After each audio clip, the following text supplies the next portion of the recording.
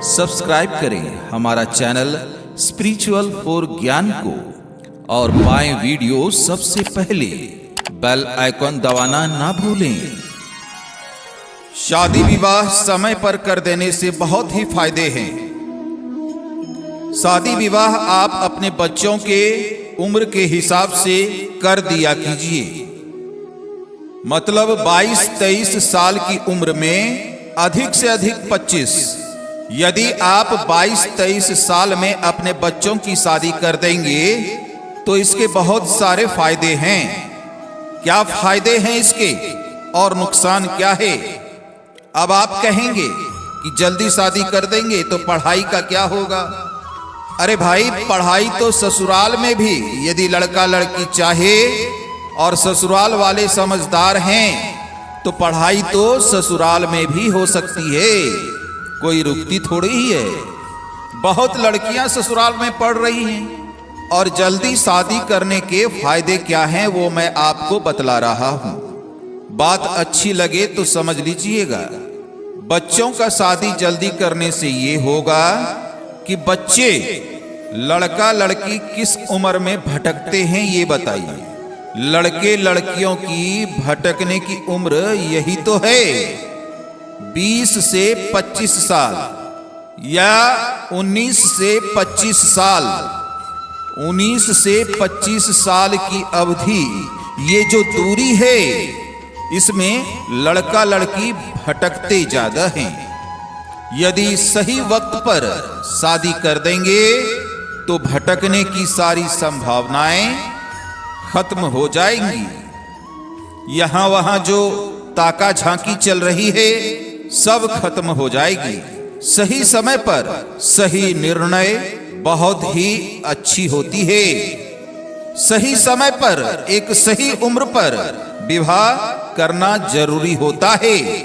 सही उम्र पर विवाह हुआ तो सही उम्र तक बच्चे हो जाएंगे। सही उम्र तक बच्चे पढ़ लिख जाएंगे। सही उम्र तक बच्चों का विवाह भी कर दोगे। और जब बच्चों का विवाह होगा उस उम्र तक आप यंग ही रहेंगे, जवान ही रहेंगे और अपने लिए और बच्चों के लिए भी एक सही निर्णय लेने लायक बनेंगे। अधिक उम्र हो जाने के बाद ना ठीक नहीं होता। सही उम्र पर सही निर्णय लेना सीखिए। बेटा बेटी को अपना सेटल कर दीजिए, उन्हें अपने पांव पर खड़ा कर दीजिए और आप आध्यात्म की ओर बढ़ने लग जाइए। 50 साल की आयु होते होते आपका मन सब चीजों से हट जाना चाहिए। बेटा बेटी, पोता पोती, बहू, नाती नतनी सब से हट जाए और भगवान में अब ज्यादा दिल लगने लग जाए तो आपका बुढ़ापा उम्दा बीतेगा, यानी अच्छा बीतेगा। और यदि आप बुढ़ापे में भी पोता पोती, नाती नतनी इस सबों में ज्यादा उलझें तो आपका बुढ़ापा बड़ा ही दर्दनाक होगा। कुत्ते की मौत मरते हैं फिर लोग। ज्यादा मोह ममता करने में जो ज्यादा उलझता है वो फिर भगवान में उसका मन नहीं लगता। बहुत दूर की आप सोचिए तो गृहस्थी 50 साल, आपका बेटा और बेटी का विवाह हो गया, उसके बाद आपकी गृहस्थी पूरी हुई। अब पति पत्नी आप दोनों साथ में रहिए और भोगी बनकर नहीं, योगी बनकर रहिए, भगवान के बनकर रहिए। अब मन भोगों से हटाइए, कितना और भोगिएगा, भोग तो लिया। अब पति पत्नी दोनों भगवान का चिंतन कीजिए, भगवान का ज्यादा से ज्यादा दर्शन कीजिए। अपने बेटा बेटी को खड़ा कर दिया पांव पर, उनकी शादी विवाह कर दीजिए, उनको जिम्मेदारियां दे दीजिए। अब आप लोग आजाद हो गए अपनी सारी जिम्मेदारियों से। समय से आजादी हो गई आपकी। अब समय से आप जाइए जगन्नाथ जी। अब आदमी बुढ़ापे में निकलता है तीर्थ यात्रा में, अब आप बुढ़ापे में जाइएगा, कोई एक धक्का मार दिया, 4 हड्डियां टूट जाएगी आपकी। बुढ़ापे का कोई तीरथ वीरथ नहीं होता आजकल।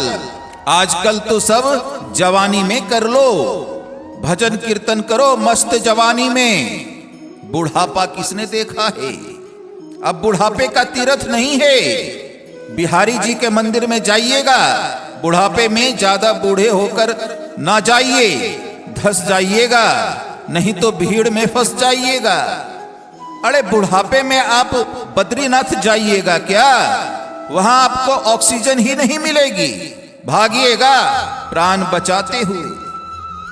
तो समय से बेटे और बेटी का विवाह कर दो और तीर्थ यात्रा के लिए निकल जाओ। अब आप 80 साल में निकलिएगा घर से लाठी लेकर के, एक धक्का लग गया तो 4 हड्डी टूट जाएगी, जुड़वाते रहिएगा। फिर एक समय से, एक सही परफेक्ट टाइम होनी चाहिए। तीरथ वीरथ ना बुढ़ापे के नहीं रह गए आज के युग में। अब बुढ़ापे में देखिए कहीं भी कथा हो रही है, जो ज्यादा बूढ़े हैं वो कथा में नहीं जा पाते। क्यों नहीं जा पाते? जाएंगे तो वो कहेंगे हम जमीन में बैठ नहीं पाते, बड़े झंझट होते हैं बुढ़ापे में। कोई भी जमीन पर नहीं बैठ पा रहा है, कोई ऐसे नहीं बैठ पा रहा है, कोई वैसे नहीं बैठ पा रहा है। इसलिए जब तक आप बढ़िया से बैठ रहे हैं तब तक खूब कथाएं सुन लीजिए, खूब अध्यात्म को धारण कर लीजिए, चिंतन कर लीजिए, तीर्थ कर लीजिए। और जब बुढ़ापा आए तो फिर घर में रहिए, फिर भगवान का चिंतन अपने घर में बैठे बैठे कीजिए। इसलिए बेटे और बेटी का विवाह आप समय पर कर दिया कीजिए और अपने आप को आजाद कीजिए, फुर्सत में लाइए और निकालिए अपने मन को संसार से। और 1 महीने जगन्नाथ जी रहिए, 1 महीने वृंदावन रहिए, 1 महीने द्वारिका रहिए। हमारे देश में जितने भी तीर्थ स्थल हैं सभी जगह जाइए।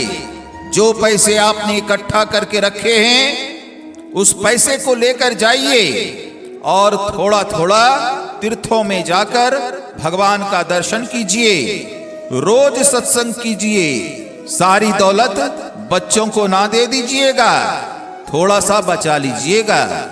आधा बच्चों को दे दीजिए, आधा अपने पास रखिए कि उस पैसे से आप बुढ़ापे में तीर्थ यात्रा कर पाएं, दर्शन कर पाएं, दान पुण्य कर पाएं।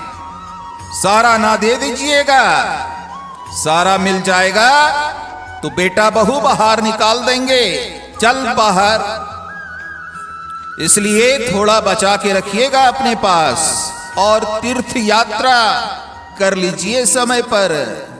और सबसे मन हटाइए, महीने 2 महीने तीर्थ यात्रा कीजिए। तीर्थों में कथाएं होती है, कथा सुनिए, भोजन प्रसादी पाइए।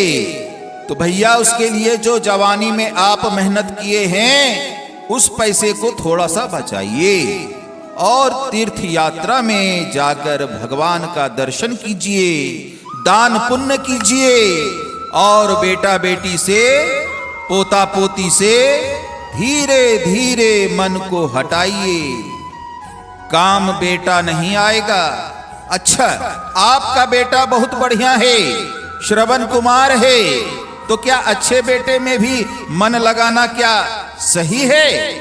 आपका बेटा भगवान करे श्रवण कुमार है, आपका बेटा बहुत अच्छा है, फिर भी अपना मन सबसे हटाकर भगवान में ही मन लगाना है। कल्याण तब होगा जब मन को भगवान में लगाइएगा। यदि संसार में लगा रहेगा तो सिवाय दुर्गति के कुछ नहीं होना। दिल्ली में एक सज्जन मर रहे थे तो डॉक्टर ने कह दिया अब ये 1 घंटे बाद मर जाएंगे। तो उन्होंने कहा जरा बेटे को बुलाओ, जरा बहू को बुलाओ, मेरे पोते को बुलाओ। अब बताओ, सारी जिंदगी यही देखा है, बेटा बेटी, पुतहु पोता पोती, और मरते समय भी यही देख रहा है। कब भगवान का चिंतन कीजिएगा आप? कब मन भगवान में लगाइएगा? आपने कभी लगाया ही नहीं तो मरते समय भी नहीं लगेगा। अभी से मन भगवान में लगाइए, क्योंकि तब ही मरते समय तक भी भगवान में आपका मन लगा रहेगा। अभी से चिंतन कीजिए भगवान का, तभी चिंतन हो पाएगा। अगर आप महीनों बैठे रहिएगा कि मरते समय बुढ़ापे में भगवान का चिंतन करेंगे, भगवान में मन लगाएंगे, तो याद रखिएगा मरते समय मन संसार में ज्यादा लगता है।